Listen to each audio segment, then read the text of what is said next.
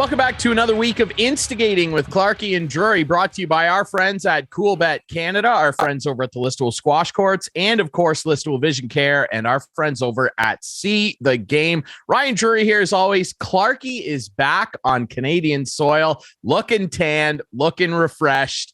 Very excited to have our friend Rob Longley of the Toronto Sun, the longtime Blue Jays beat reporter and Olympic beat reporter now, Rob Longley, joining us after coming back from Beijing and the Winter Olympics. And Rob, we're really appreciative of your time. We know you're still a little jet lagged and everything. So we appreciate you doing this. I guess first things first, what was your experience like over there? I can only imagine how non-Olympic-ish it felt.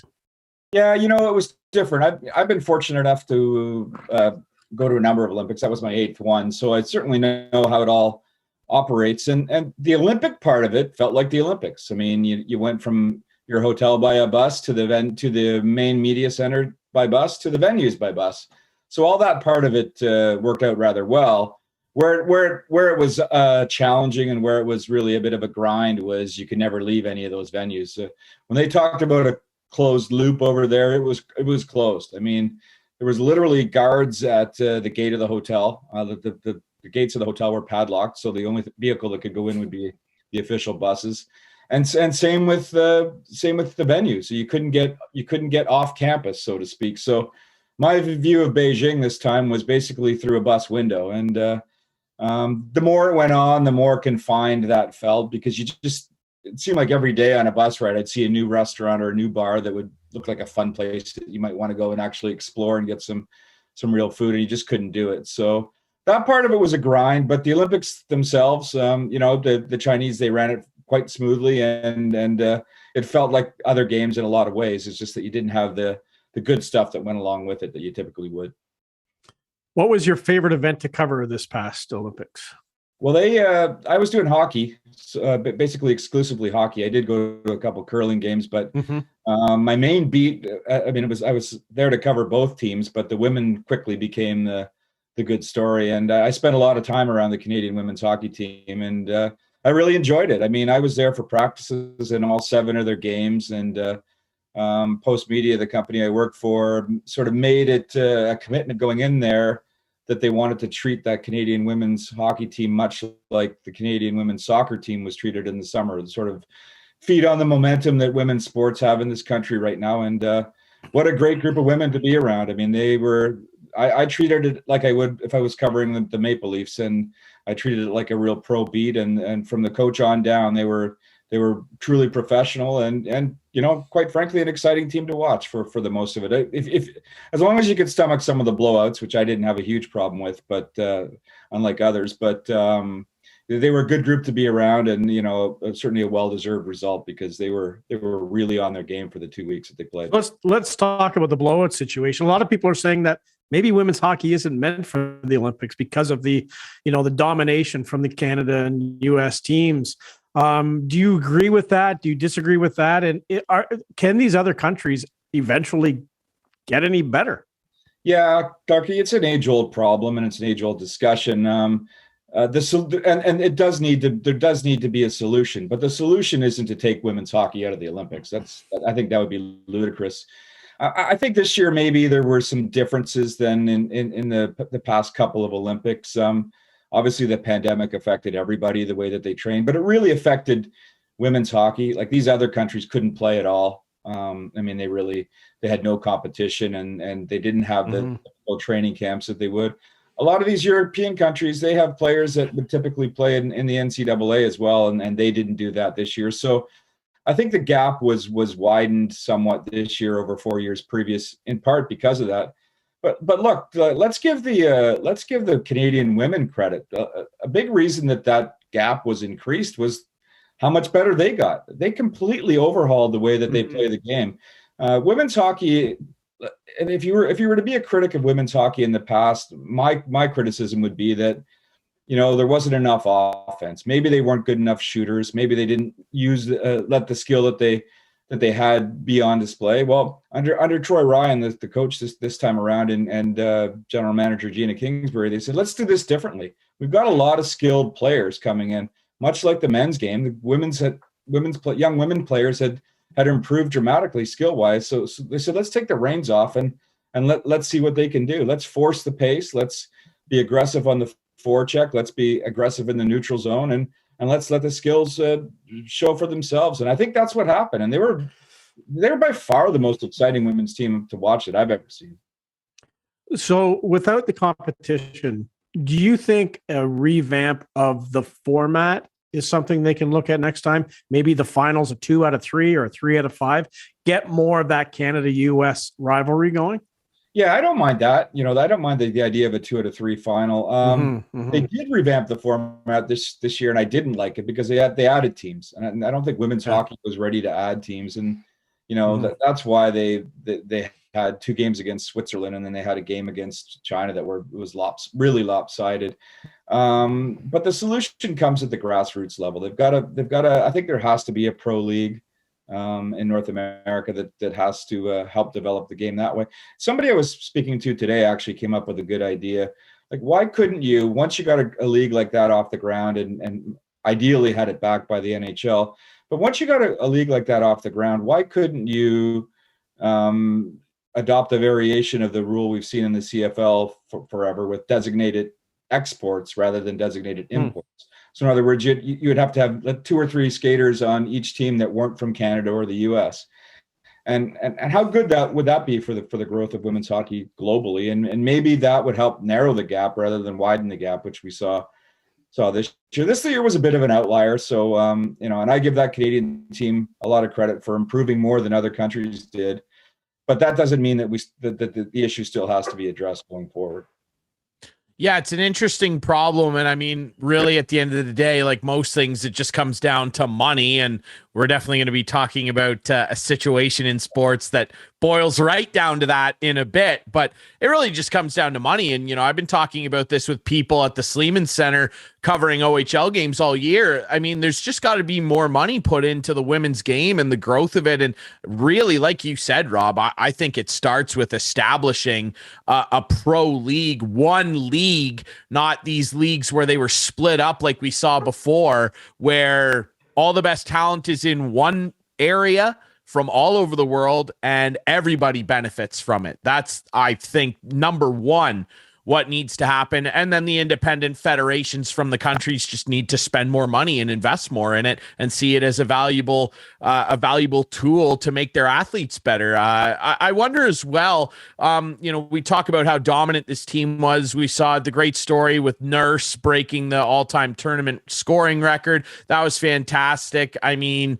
their goaltender, Debian, she was fantastic. She's a household name now. But Marie-Philippe Poulin, who already was a household name, where is she now in your ranking of greatest female players of all time? Because, I mean, you can talk about the Angela James, the Cami Granados that came before, Haley Wickenheiser, of course, who kind of took that mantle. I personally would put her number one now. I mean, 3 gold medals. She scored in 4 straight gold medal games, and the 3 where they won Canada, she had the game-winning goal. Like, you can't really get more legendary than that, can you, Rob? Where does she rank for you? Yeah, I mean, you have to be careful where you rank her because of recency bias, which is something that I hate. But to your point, I don't know how you could put her worse than number 2, and you could really have an educated debate on her impact versus Haley Wickenheiser. To me, they're 1 and 2. But Poulin's influence in big games, in gold medal games, she really is, Captain Canada. She's the golden goal girl. And then I saw a different side of her this time. Obviously, this is the second time that she's been the captain of the Canadian women's team, but her leadership was a huge factor with this group. They all looked up to her. I mean, they had 21-year-olds on this team. They had 19-year-olds on this team, and they had everything in between. They had 3 and 4-time Olympians, and they had 10 first-time Olympians. And she over time, like when she first started playing for Team Canada, her grasp of the English language wasn't great, and she was shy. And she really grew into that role, and she was quite strong as a leader 4 years ago in Pyeongchang, but it was next level this time. And she showed the leadership off the ice and really helped this group get together through difficult times in the pandemic. It was quite a challenge for them. And then when it came to the big games, she was just money. She scored 2 goals in the semifinal. She scored 2 goals again in the final, like she always does, and really, really led that team. Now she's got 3 gold medals.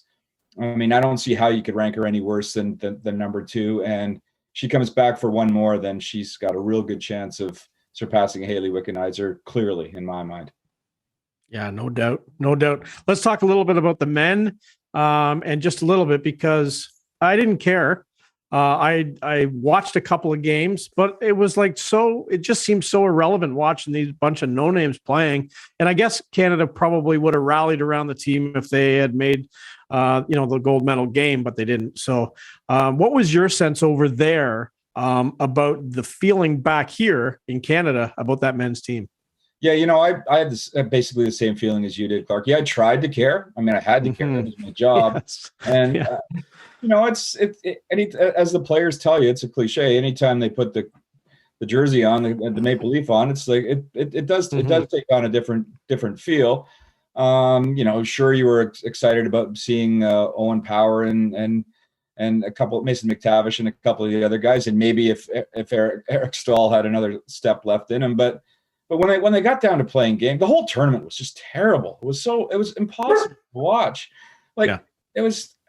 I mean, they were not on Olympic size ice, so it was the NHL size ice, and every coach in the tournament, including Sweden, essentially said, "Let's play a trapping, grinded out game." Every game was 2-1. That's what I told people. I mean, obviously there was a couple 3-2 games and that kind of stuff, but every game felt like a 2-1 game, and they were playing these grinding styles, and which is fine. I mean, you have to have a little bit of that, but where the tournament falls apart in this format is there's no skill, right?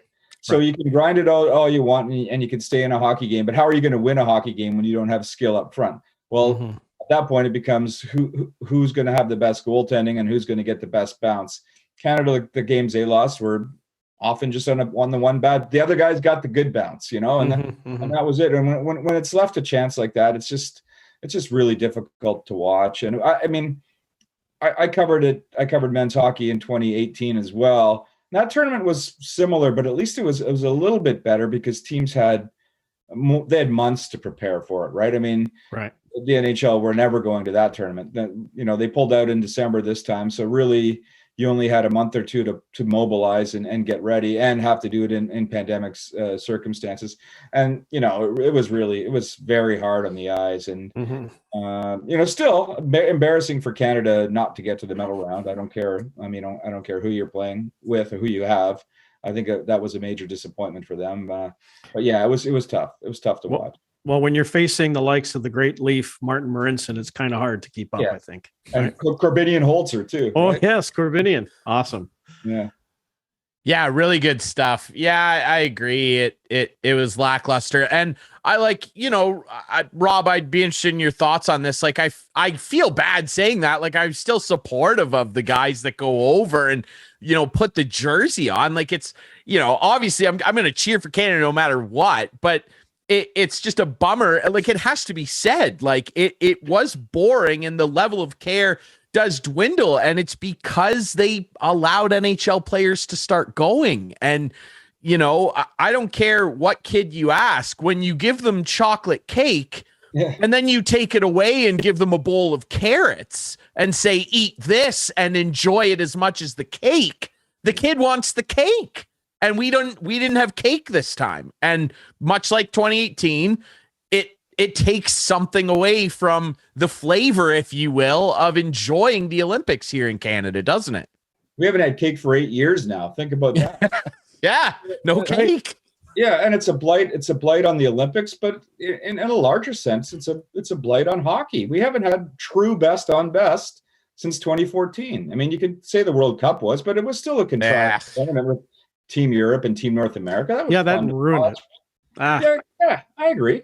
So you had the stars, but it wasn't a true best on best international competition, and we haven't had one for 8 years. Connor McDavid has never played in one. Sidney Crosby probably won't play in another one. Maybe he crazy. He's he is fit an athlete as you will find, but how old is he going to be in 4 years? Right? I mean, this was probably. I would have been happier, Rob, if they had just sent the World Junior teams over there. Yeah, and then, that thing has been that concept has been broached, and I don't mind it as a solution. Unfortunately, I don't think that the WIHF and TSN would allow it to happen. It just makes too much money for those two. The bread and butter for both outfits, right? So that's what it's all about, right? Yeah, it really is. I mean, but soccer does a variation of that. There's essentially an under 23 tournament, I think, in men's soccer, anyways. So that would be a solution, but they've got to do something other than this, because it's what should be a showpiece of the Winter Games is now like also curling was more popular over there than men's hockey was by far. Yeah, for sure. Hey, before we move to baseball, what was it like being in China? And you posted some stuff on Facebook with the robots cooking the hamburgers and stuff like that. Like, is that our future? Oh man, I hope not. The food over there was garbage, and I've been to China. You actually have really good food there. It was pretty tedious by the end. It was sort of the same thing every day. And then the worst part is we had to get COVID tests every day, every morning before you went out. And it was, I don't know if you've had the throat one. Mm-hmm. I did a couple of posts. Like in the mouth? Yeah, it's like basically it felt like the woman was trying to extract my tonsils every day. It was not pretty. But I guess to their credit, nobody really got COVID over there. They kept a tight bubble, they kept a lid on it, and the games ran relatively unscathed. So, but it was different. That's for sure. Mm-hmm.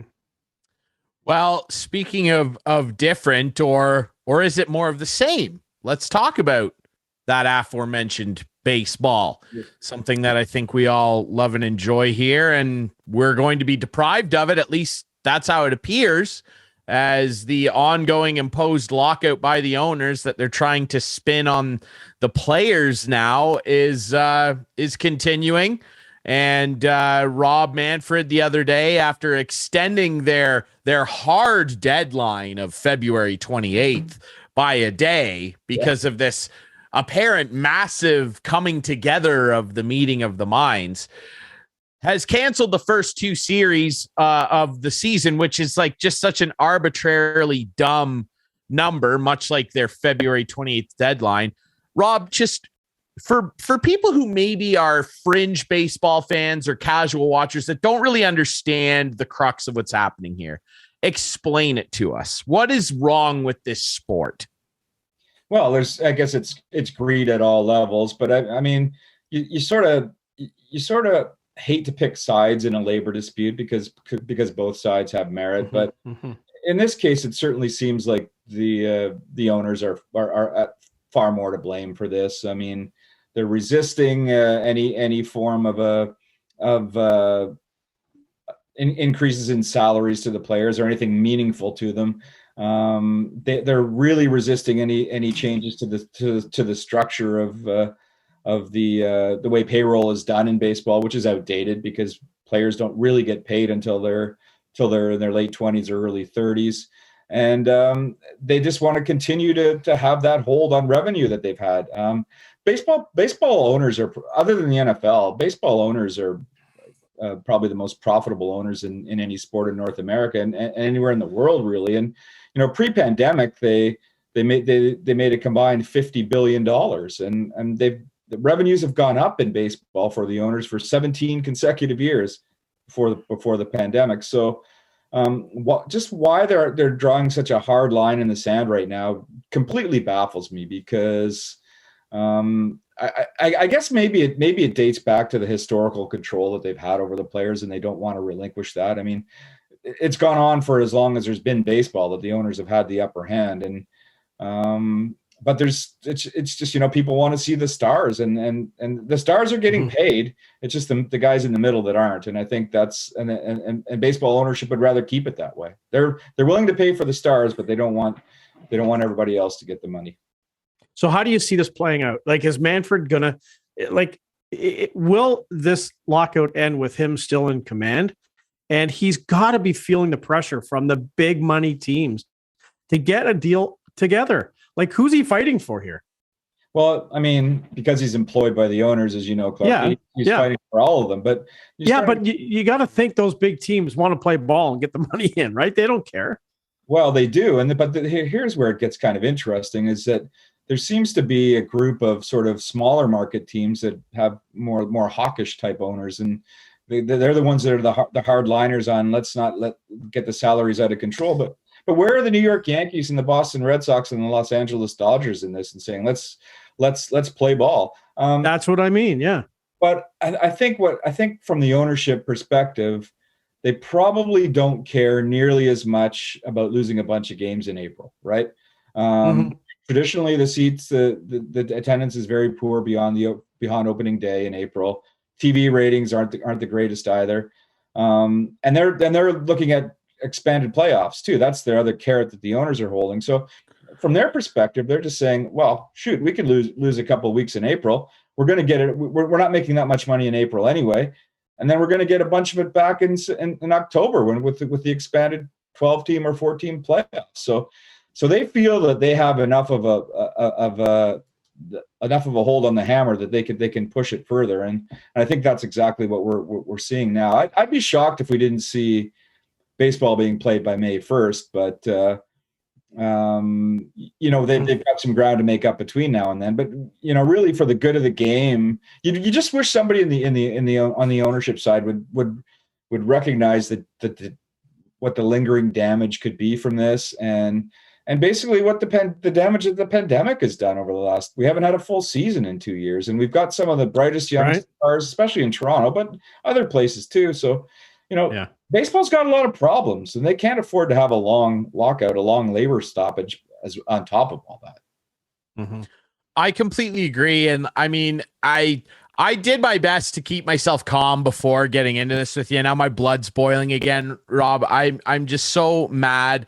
I watched Manfred's press conference the other day, and he's giggling away, having a great time practicing his golf swing. I hate that little snake. I think he's done so much damage to the good of the game. I cannot stand him. And there's so much to dig into here.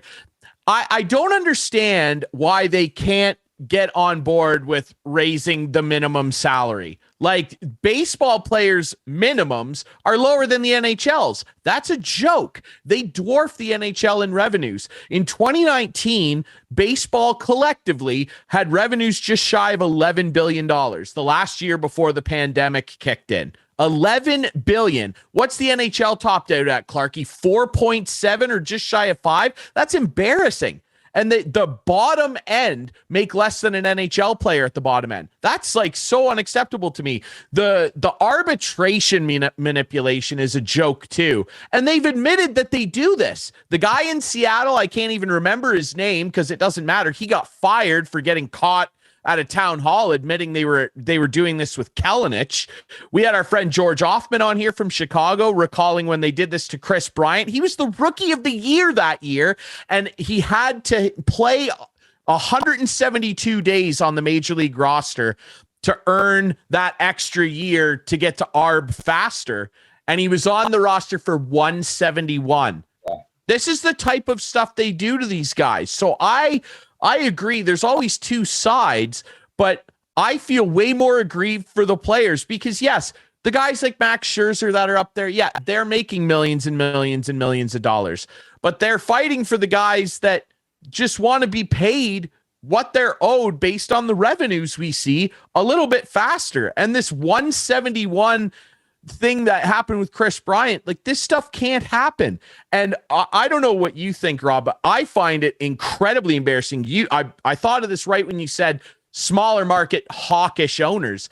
I find it incredibly embarrassing that one of the lead negotiators on the owner's side is Dick Monfort of the Rockies, a guy who just traded a generationally talented third baseman in Nolan Arenado. Not only traded him to the St. Louis Cardinals, he gave the Cardinals $50 million cash to help pay for his salary. He's this is the guy at the table. That's so embarrassing, Rob. It's ludicrous. The system is just shattered, and it's motivated by greed. And as you say, Ryan, I mean, yeah, they're paying the stars. But it's a joke what they're doing to the guys at the bottom. Yeah, sure, they're going to raise the minimum salary up to $700,000, but that's nothing. But where the guys that are really getting squeezed are and have been historically, are the middle of every roster. Not the guy that's making 250 million, not the guy who's making 700,000, but the 8 or 18 other guys on that roster that should be making 10 million and are making 3.5. And I think that's where the owners are really digging in their heels at that point. They're okay with moving the floor up a little bit. And obviously we've seen evidence-wise over the past couple of years that they're willing to pay the big stars as well. But they don't want that payroll to climb up to 220, 230, 240 million and have all these guys in the middle making all that money. Yet all they do is make profits. And you know what? You say that about Manfred. And again, any commissioner in any sport is an employee of the owners, right? Mm-hmm. But you could have them at least have a human side to them. He was a buffoon there on the stage the other day. I mean, he was condescending. He was laughing, as you mentioned, Ryan. He was talking down to every player and every fan of baseball. And it was just, It was sickening to watch. Here's what I don't understand. And I'm not in, I like Ryan knows way too much about everything. So I don't even try to compete with him. Sure. You guys are talking about the players, not accepting the floor, or maybe the players trying to get the middle ground players more. They're not on strike. They're happy, from what I gather, with the status quo. So I don't understand where all this is going with the owners. Like, what are the owners trying to accomplish that isn't in the CBA now? Like, are they worried that they don't have the constraints in place to control those salaries? Is that, I'm just trying, as a baseball fan and not a fan of the CBA, what are they trying to accomplish? Well, the players are trying to break down that system. They're trying to make it more equitable all the way along, and they're trying to get rid of, the arbitration system where guys don't have to wait years to get paid, and where they could be manipulated by the owners. And they're trying to raise the floor as well. So, to me, it doesn't seem like the players are asking for the world. And what I can't understand is why the owners haven't been able to get at least a little bit closer. I mean, on Monday they moved. It certainly seemed on Monday that they were moving close enough to get a deal done by some point on Tuesday. But clearly the owners had a different negotiating strategy, because when they returned to the table on Tuesday, it was a completely different tenor, and everything fell apart.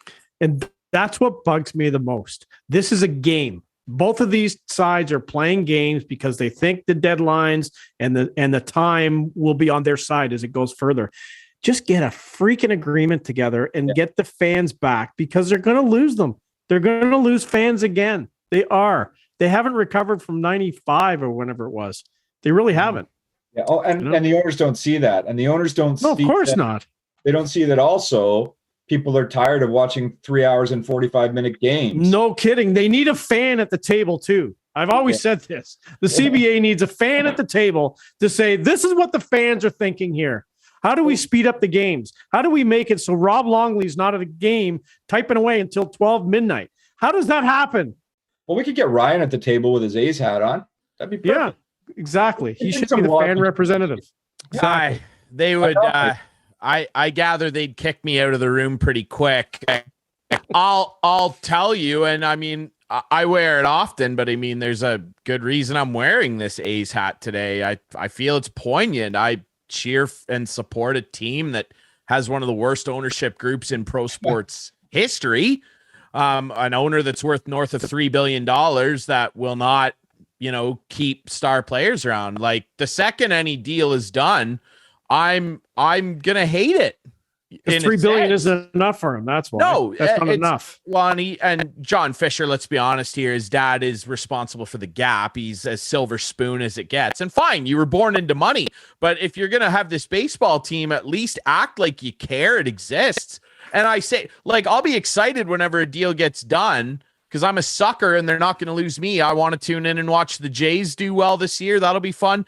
I'm dreading it because Matt Olson will be gone, and Matt Chapman will probably be gone, and Sean Manaea will probably be gone, and I could name half the roster from last year. It's a joke. And what really bothers me is that, the A's, like, they don't even get revenue sharing anymore.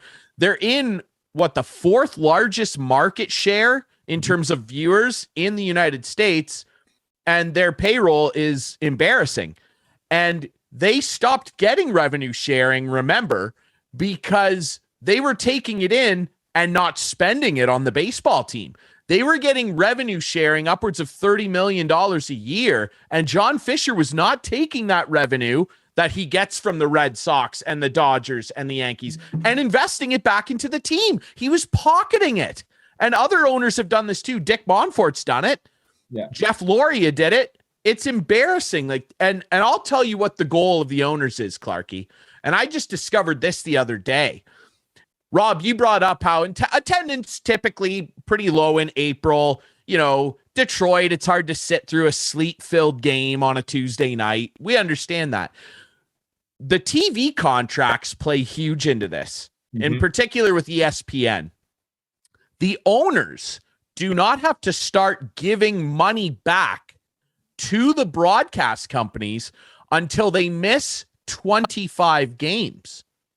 So the owners here are going to go, oh, the pandemic, we've lost so much money, we're crying poor. They're complete. And March 1st is a great date that you threw out, Rob. They're completely fine missing April because they don't have to start giving that TV cheddar back until 25 games are missed. I can almost guarantee you that after 25 games are gone, there's a deal. I can almost guarantee it.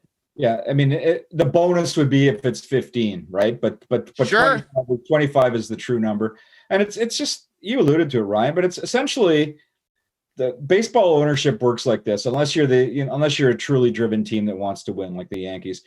You're a baseball owner, you're rich, you want to get richer, and you don't care about being competitive. There's too many owners in Major League Baseball that don't care enough about fielding a competitive team. All they care about is not only maximizing profits, but increasing profits year to year. And that's what I think we've seen at the table here. I mean, Manfred is the voice of it, but there's too many owners in baseball right now that don't care enough about being competitive. All they care about is increasing their profits. Yeah, for sure. I completely agree. And it's embarrassing because you look at guys like John Fisher of the A's and the Rays organization.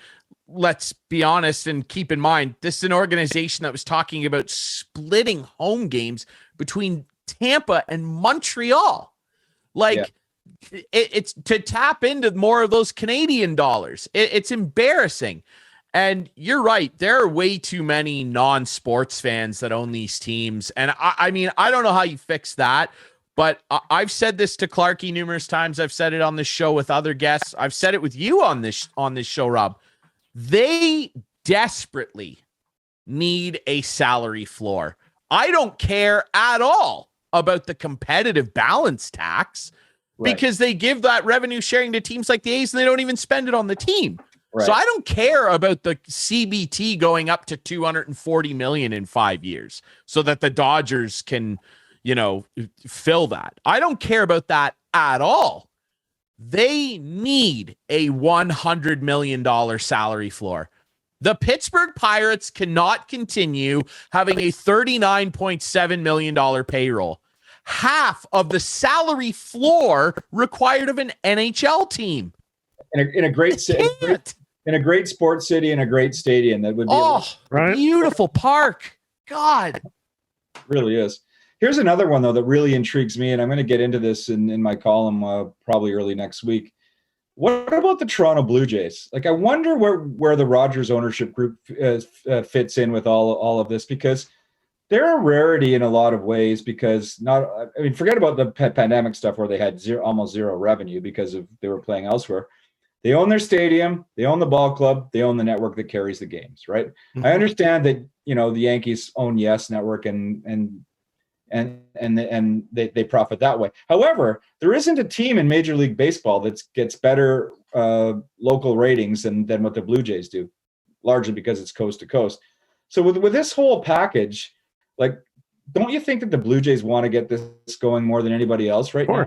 They're the ones that are going to be suffering amongst all the owners, and especially with all the young talent on this team. The time is now for this group. Finally, they get to play on a full stadiums, and they're not getting the opportunity. Hey, look what happened to Montreal. Yeah. right? Like, Yeah. And yeah. Hey, when this is all over, can I move on, Ryan? sure. Yeah. Okay. When this is all over, I want to know, is Freddie Freeman really potentially a Toronto Blue Jay? And where do they play him if he is? Like Yeah, him I and don't know. Vlad, like I at first?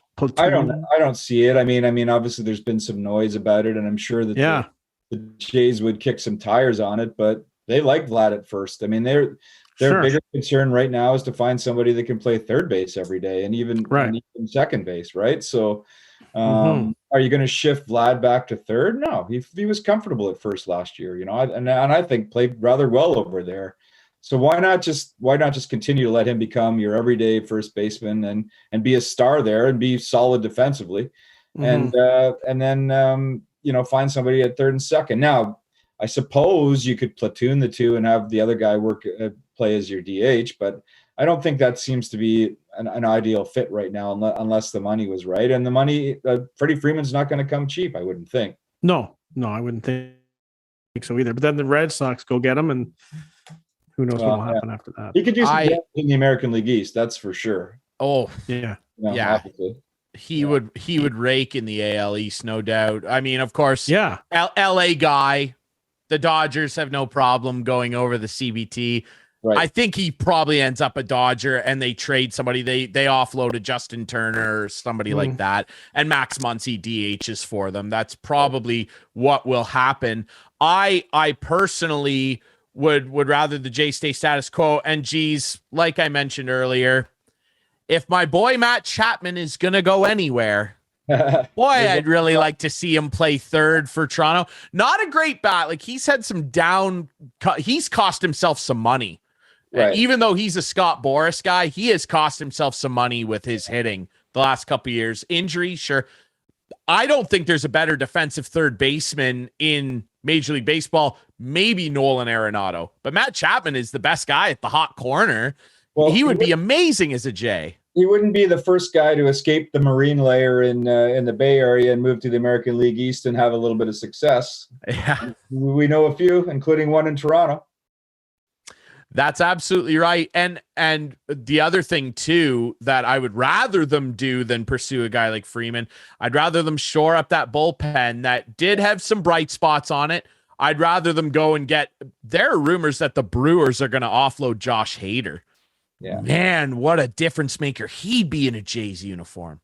Yeah, then all of a sudden you'd have a pretty top tier rotation and now a top tier bullpen to go with it. And with that offense, I mean, I'm pretty sure that's the focus that they're going to have, is to get one more meaningful arm in the bullpen and then figure it out defensively. I mean, they're not. One of the things that Ross Atkins really likes is to have guys that are versatile. I mean, they still believe in Kevin Biggio. I mean, I'm not sure he's every day anything, but he's certainly a guy that you can have off the bench and can play multiple positions. But, they really do need somebody that can play either second or third every day. And then you can platoon figure out the rest of it. But they do need one more everyday infielder, I think. And that'll be a priority, as well as one more meaningful arm in the bullpen. They need to catch lightning in a bottle like they did with Simeon. That'd be nice. Yeah, wouldn't that be good? Yeah, that's going to be a hole. They'll miss him. For sure. Hey, before we let you go, did you get any swag over there? Did you get any Olympic swag? Is that a thing? We got a water bottle. That's it. That all the swag for the media? Nothing else, eh? Not like the good old days? Not like the good old days, no. Oh, boy. Oh, well, you got a press pass. You got a press pass, I'm sure. Yeah. and a bad case of jet lag. That's a parting gift. And a bad case of jet lag. Yeah, unreal. Well, it'll be interesting to see how it shakes out. I just want this to be over. I want to watch baseball. I'm tired of just watching college highlights on Twitter. It's all we have. So I don't know. But Rob, we appreciate you coming on and offering your insight as always. We're glad you made it back safe from Beijing and had at least a somewhat good time over there. And we wish you the best luck with your jet lag. And we appreciate your time as always, my friend. We'll do it again soon. Thanks, guys. Let's do it on April 27th on the eve of the start of the 2022 season. We'll absolutely do that. And we'll break down the Jays roster then. All right. We appreciate it, my friend. We'll take a quick break here on Instigating. When we come back, we got to dig into Clarkey's adventures that he recently returned from. And I don't want to do this to people, but I have to. The top's going to blow. I got more to break into with this Major League Baseball lockout. That's coming up next here on Instigating.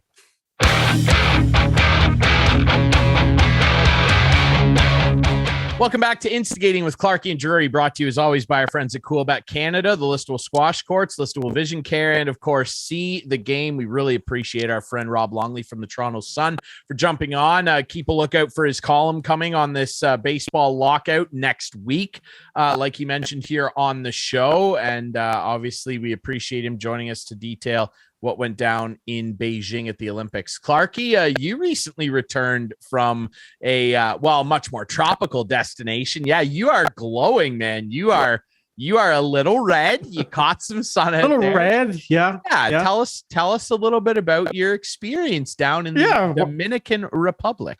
Yeah, Dominican Republic, Punta Cana, the Barcelo Bavaro Resort. Very nice resort. Played golf 6 days in a row. After the second day, I was pretty sore, but you know what? As the week moved on, it was better because you just kept doing the same thing. So it was quite the routine. Wake up around 7, watch the sunrise, go have some breakfast, hit some balls, play golf, go for lunch, sit on the beach, go for dinner, play some cards, have a cocktail, go to bed, repeat 6-7 more times. So it was Not good. Bad. Interesting. The hotel I was in was full of Russian people. Wow. And we chatted with a few, and they're afraid for their lives. And Really? a lot of them said to us, like, they don't know anyone who is supporting what's going on, and they are afraid. They are really afraid of what's going on in the world right now. So that was, heart-wrenching to hear that these people, like, when they go home, because it happened. The invasion happened when they were there in Punta Cana. So, and now like planes are getting rerouted. They're not allowed to go over airspace and in countries and everything. So they were worried about getting home and everything. So they are quite concerned about what's happening in the world. But it was a fun time, and it was strange not to worry about COVID. Basically, I was mask free for a week. Like outside, I wasn't concerned the first couple of days. Whenever I was inside, I wore a mask. I'm looking around and I'm like the only one. I'm exaggerating a little bit, but the majority of people didn't have masks on. Now, you got to remember that everyone who was there was double vaxxed. Didn't have to test to go there. I never heard a cough. I never heard a sneeze. I never heard people sniffling. And it just eventually became comfortable. And, in the buffet line, packed with people, no masks. So it was sort of nice to do that, for the first time in a long time. At the back of my mind, I was worried because we did have to take a test to get home. Luckily, we flew back March 2nd. They changed the rules March 1st. So I didn't have to get a PCR test. I had to get a rapid test to come home, and had no problem passing the rapid test the day before we left. So it was good. It was a good time. And now I'm back, but it's supposed to be warm on Sunday, I hear here. So that'll be good. Yeah, you dragged the sun back with you. That's interesting. And yeah, I mean, it's interesting too that you got a chance to mingle with some Russian citizens who, obviously, that conflict continuing, and there are a lot of sanctions being thrown at, this is a sports show, at different sporting organizations, and there's a lot of merit, I guess, to different arguments about how fair that is on people that largely seem to be against what Vladimir Putin is leading here. And I mean, you see the scenes out of there of just people still in the streets protesting and getting arrested. It's unbelievable. So, I mean, thoughts are with those people. I hope they can get home safe. What was coming home like? I mean, I asked people that have gone on vacations recently, what was that like the experience coming back? Yeah. So as I said, I had to do a COVID test to get back. So day before we went for the test, very well organized, no problem. Land at Toronto a little early, couple minutes early. It's great. I'm going to get out of here early. Remember, I have an hour and a half drive after that. And then we sit on the plane for 20, 25 minutes because there was a customs hold. They don't like a lot of people gathered at customs, so they keep you on the plane. So we're sitting on the plane, then they let 50 people off at a time, okay? So finally we get off the plane. I was the second group because I was row 11, so I was the second group to get off the plane, go to the customs area. I have a Nexus card, so I zoom right to Nexus, no lineup, get my Nexus, paperwork done, go up to the customs officer, and he puts this pink sticker on my customs on my passport, and I'm like, okay, everyone else has a green one, I got a pink one, what does that mean? So sure enough, after customs, we go to wait for our baggage, which is priority baggage. Of course, I travel in style. Priority baggage, except for the golf clubs, which were the first or the last. No, let's see. They were first on the plane, so last off the plane. So having priority baggage meant nothing. Thank you, Air Transat, because our golf clubs were absolutely the last clubs to come off, probably about like 45 minutes after we got down there. We had to wait for the clubs that long. So then we're leaving the customs area, and there's a huge lineup again because now there's someone standing at the exit looking at your sticker on your passport. Green this way, pink that way. Everyone's going. So now I'm pink line. Okay, now I got to go this way. No one still told me what the pink sticker was for. Would have been nice to know. So now I'm following this line around. There's like little steps on the ground, and I go around, and now there's a lineup again. So I wait in the lineup, and a woman comes up to me and says, you need a Switch Health account. You need to sign up for one. Again, would have been nice information to tell us before we landed. So I was selected for a random test upon arrival. Remember, I just took a test the day before to get into the country. So now I'm in a line to get a test. I fill out the form online. That took 10 minutes. Then I go to a woman who types all my information into the computer, gives me a kit. Now I'm thinking, okay, I'm going to go home with this kit. No, I have to walk a half a mile across the airport through. So I walk in through these little footsteps again into a freight elevator. Someone comes into the freight elevator and pushes a button for me and leaves and says, when you get out, follow the footsteps. So I get out of the freight elevator, and I'm in like the dungeon of the airport. I get out, and it's leading to another elevator. So I go from the freight elevator to a passenger elevator. I go then down to the parking level at the Sheraton Hotel in the airport. Now I have to walk outside in the parking garage. Remember, I'm coming from Punta Cana. I don't have a coat. It's about a 4 to 5 minute walk across the parking lot. I'm freezing cold. Now I get into another area where I got to meet someone else who's taking my information and taking my kit. Then I have to go into a nurse who shoves the thing up my nose. It was about an hour process, and I still don't have my result. I said, do I have to quarantine? No, you're fine. Just go home. Just lead your life. Everything's good. I go, yeah, I tested negative yesterday. So unless I got it on the plane with everyone else who tested negative the day before, can someone please look into this? This is killing the travel industry. And I don't mind telling you the story.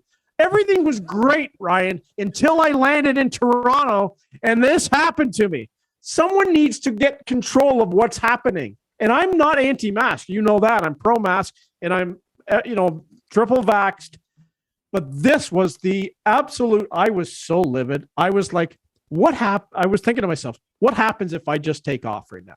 Like, there's security everywhere. There's signs, do not abuse the people who are doing it. And I said, listen, I know this isn't your thing, but this is absolute BS. What they're making people go through right here. It was the worst experience landing at the Toronto airport I've ever had in my life. Put it that way. You should go tell this story at the Major League Baseball CBA negotiation talks, because this sounds way more complicated than what they're doing. Can't they just have it in one room where you go from like, here's the kit, here's your thing, here's the no, we had to walk like so far. I couldn't believe it. I really couldn't believe it. And of course, when I was waiting for my luggage, I started my truck on my app, and everyone nice and warm when I got there. Well, of course it, ran out of gas. No, I didn't run out of gas, but I could have. And then the gas prices. What's going on with the gas prices in the last week? There's so many things to talk about. What is happening? Ask Vlad. Ask Vlad about what the gas. Yeah, I don't know. Yeah, it's just an excuse to raise prices. Everything's an excuse to raise gas prices. Whatever. We don't rely on Russian oil one little bit. So let's just use our own. I know. Anyway, let's get back to sports. I would love to have a gas rant with you. They're the biggest con artists in the world. Maybe next to Major League Baseball owners. I just want to close the show. There are so many more things I could say about what frustrates me. And hey, if you're watching this and going, oh, well, the baseball players, athletes, they make too much money, then this argument's really not for you. Then I'm not going to convince you on the merits of what athletes should make. That I can't. So based on what we know the economy of the sports are, these guys get paid based on the amount of people that are watching and pumping money in and deeming this entertaining, which is going to dwindle after this. Let me tell you. Now, the guys at the bottom, the average Major League Baseball career is, I think, just shy of 3 years, where guys at the minimum are making hundreds of thousands. Yep, more than you and me and the common man that's watching this, common woman watching this. Yes, but that money doesn't last forever, and you don't get to play baseball forever. Okay, so the people at the bottom are really getting squeezed by this. And I'll just read off some of this information here. The owners a while ago, when they decided to implement this lockout, did not talk to the Players Association for 43 days. Oh, we're so desperate to get a deal done. We care about the fans. We want to get this done. 43 days. During that time, some of the owners and Rob Manfred, their hand puppet, the guy that called the trophy a piece of metal, said that owning a baseball club isn't as profitable as you think. As a matter of fact, it would be more profitable to invest in the stock market. Really? This courtesy of June Lee of ESPN, who's one of the best baseball writers out there. In 2002, Jeff Loria bought the Marlins for $158.5 million, which included a $38.5 million no-interest loan from the league to buy them. He sold the Marlins a couple of years ago to that group that at the time included, but no longer includes, Derek Jeter for $1.2 billion, making a profit of $1.04 billion. If Loria invested that same near $160 million that he paid for the Marlins in the S&P 500 in 2002 and sold it in 2017, he would have made $200 million. More profitable. John Henry, he bought the Red Sox in 2002 for $660 million. Today, the Red Sox are worth an estimated $3.4 billion by Forbes, meaning he has made at least $2.8 billion on his initial investment in 20 years. If he invested that $660 million in the S&P 500 in 2002, he'd have a profit of $898 million. More profitable. Here's a good one. And I want to be fair, and June Lee points this out in this Twitter thread. These numbers aren't exact because they don't take into account the costs of operating the teams, of course, but I think you get the picture that I'm painting here. Jerry Reinsdorf, he bought the White Sox in 1981 for $19 million. The Red Sox are now worth $1.6 billion. And if he invested that money in 1981 in the S&P 500, he'd have $630 million. Woo! Ryan, they think we're idiots. They think we're idiots. The owners, that's what it is. They think we're idiots. Poor guys. The owners are poor, guys. The baseball players are poor. The owners are poor. And so give me a freaking break. Because you know what's going to happen at the end of the day? Ticket prices will go up. Oh, ad revenue will go up. And you know when ad revenue goes up, Ryan? You know how the companies who do the advertising pay for those ads? The product goes up. Everything is hand in hand. Product prices will go up. Ad revenue goes up. You and I are going to be out money because of this. Our Frito-Lays will be going up in price. You'll see more commercials. They already are. You'll get hooked on your nachos, and we won't be able to watch baseball. So there you go. This $45. They think we're idiots. They do think we're idiots. And this look at 45. Go ahead. Sorry, before we leave today, because we got to wrap this up. Yeah. When we were down in Dominican, we ran into some Americans who had baseball jerseys on and hats and everything. We was like, oh, what's going on? So there was a baseball diamond on the field at the resort. And they were playing slow pitch, 2 American teams against 2 Dominican teams. And it was like seniors. It was like 50 and over. So we went over and watched some games. And it was really fun just to watch men play ball for fun. And the Dominican team, the Americans won, but we think they cheated because after every inning, there was arguments. It was unbelievable how they couldn't keep score. So there's 5 home runs limit per game. After that, you're out if you hit a home run. They couldn't keep track of that.